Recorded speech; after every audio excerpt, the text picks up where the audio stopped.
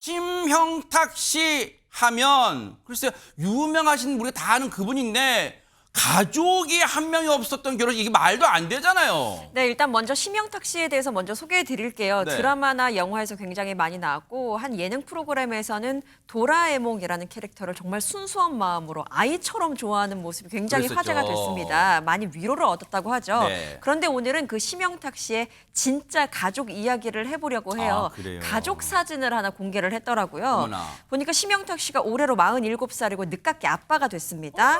아들 하루 군이 있는데 어머나. 100일이 지났어요. 그리고 반려견 김밥이가 있습니다. 아, 반려견 이름이 김밥이에요? 김밥입니다. 그래서 이렇게 가족 사진이 공개가 됐는데요. 어머나. 아들 하루의 100일 촬영 때 찍은 첫 가족 사진이라고 해요. 네. 요즘 심영탁 씨의 가장 큰 자랑은 바로 아들 하루군인데 지금 사진 보시면 딱 눈에 띄는 게 있습니다. 하루군의 머리숱이잖아요. 머리숱. 어머나. 보면 심영탁 씨의 말로는 아내는 머리가 윗머리가 솟았고 네. 심영탁 씨는 옆머리가 솟아 있는데 그러다 보니까 아들은 그걸 다 닮아가지고 어머나. 사방으로 머리숱이 많은 것 같다라고 와. 이야기를 했거든요. 네. 몸무게도 상위 1%라고 합니다. 이렇게 작은 것 하나하나도 아빠에게는 굉장히 크게 다가오겠죠. 네. 최고의 자랑이라고 하고 또 다른 친구랑 한번 뭐 비교 아닌 비교를 해볼까요? 알콩달콩 있는 모습을 보면 박수홍 씨의 딸도 함께 공개할게요. 네. 어머나. 이렇게요. 제이 양인데 생후 네. 9개월입니다. 심영탁 씨의 아들 하루군은 생후 6개월이거든요. 어머나. 그러니까 3개월 누나랑 함께 찍은 사진인데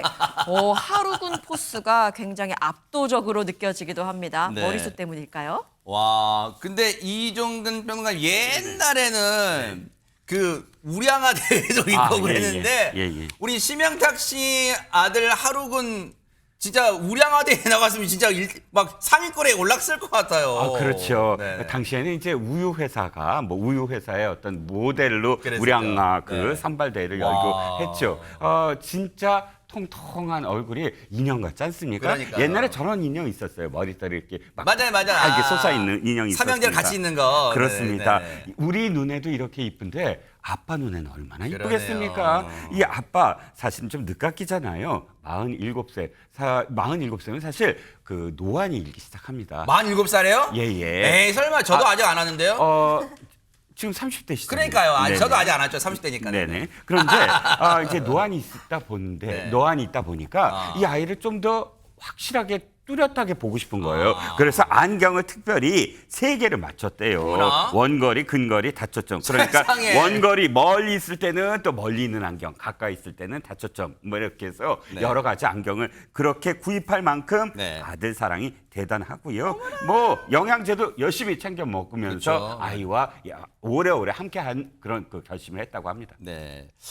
육아는 전쟁이란 말이 있으니까 이 건강도 잘 챙겨야 돼요. 그러니까 아마 비타민 같은 거, 에너지, 이 영양제 같은 거 잘 챙겨야 되는데 세상에 근데 심영탁 씨가 이런 말을 했어요. 보세요. 내 가족은 다시는 잃고 싶지 않은 핏줄이다. 강한 아빠가 되고 싶다. 아니 안진용 기자님. 근데 이게 뭔가 아이가 2세가 태어나서 기쁘다는 어떤 그런 말을 뛰어넘는 좀 의미심장하게 다가오는데 왜 그런 거예요, 이거? 네, 심영탁 씨가 왜 이런 얘기를 했는지 이 안타까운 사연을 지금부터 말씀드리겠습니다. 심영탁 씨 부부는 3년 전에 일본에서 먼저 혼인신고를 올렸고요. 그리고 이듬해 한국과 일본에서 각각 결혼식을 치렀습니다. 특히 한국에서 올린 결혼식 때는 사회는 전현무 씨가 맡고 축가는 이승철 씨가 맡고 최수종, 하이라 부부 등 참석자들이 정말 면면이 대단해서 영화제를 방불케 했습니다. 또 한 분이 계셨는데 그 한 분은 바로 저였습니다. 아, 진짜예요? 와. 자, 근데 너무 기쁜 저기 계시네, 저기 안중에 계시네요. 네, 너무 기쁜 결혼식인데 사실 이날은 남다른 슬픔도 하나 있었습니다. 네? 이날 이 상황에 대해서 심영탁 씨는 네. 내 결혼식에 핏줄은 아무도 안 왔다. 가족들에게 받은 상처가 많아 너무 힘들었다고 속내를 토로한 거죠. 자, 이어진 이 심영탁 씨의 가족 이야기에 누구보다도 그 마음 잘 알지 했던 한 명이 있었는데 그분은 바로 박수홍 씨였습니다. 박수홍 씨가 또 남다른 이런 가족사 때문에 많은 소갈이 됐었죠. 그랬기 때문에 이런 심영탁 씨의 마음을 잘 알고 누구보다도 곁에서 많이 도와줬다고 합니다. 가족에게 받은 상처가 대체 어떤 거길래 지금 그 정도인 사실 심영탁 씨가 정말 힘든 결심을 해야지만 이 가족과 연을 끊을 수가 있는 거잖아요. 그런데 심영탁 씨는 가족과 절연을 했다고 합니다.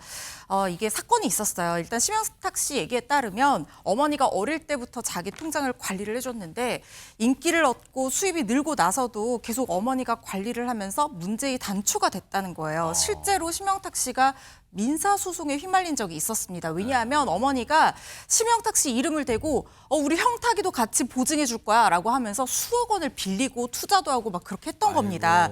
그래서 채무자 입장에서는 어머니뿐만 아니라 심영탁 씨도 보증해 서준다고 했으니까 심영탁 씨든 어머니든 내 돈을 갚아라 하면서 소송을 걸었던 거예요.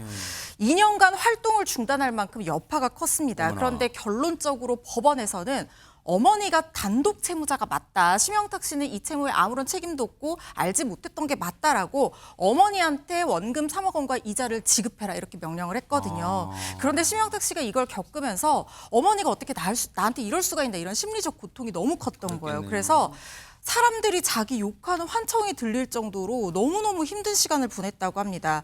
어머니한테 나 좀 살려달라 이렇게 빌기도 했을 정도였다는 거예요. 그만큼 심영탁 씨 삶에서 어머니의 문제는 굉장히 큰 고통이었다고 합니다.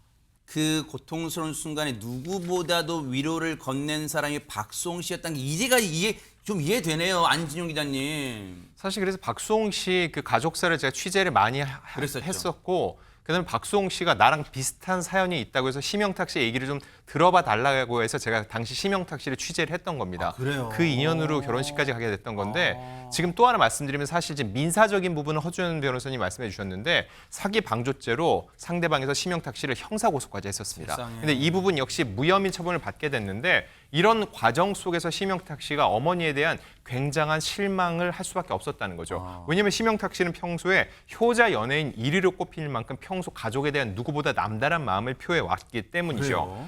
어린이 시절에 워낙 가난했었는데 부모님 말을 워낙 잘 들은 남다른 아들이었다는 겁니다. 그래서 본인이 이런 성격 때문에 오히려 주변에서 왕따를 당하기도 했는데 그래서 이 캐릭터 도라에몽에 대한 남다른 애착이 또 생기는 계기가 되기도 했었는데 세상에. 집안을 일으켜 세우기 위해서 예능 그리고선 웬만한 캐릭터 마다하는 것 없이 다 활동을 해왔습니다.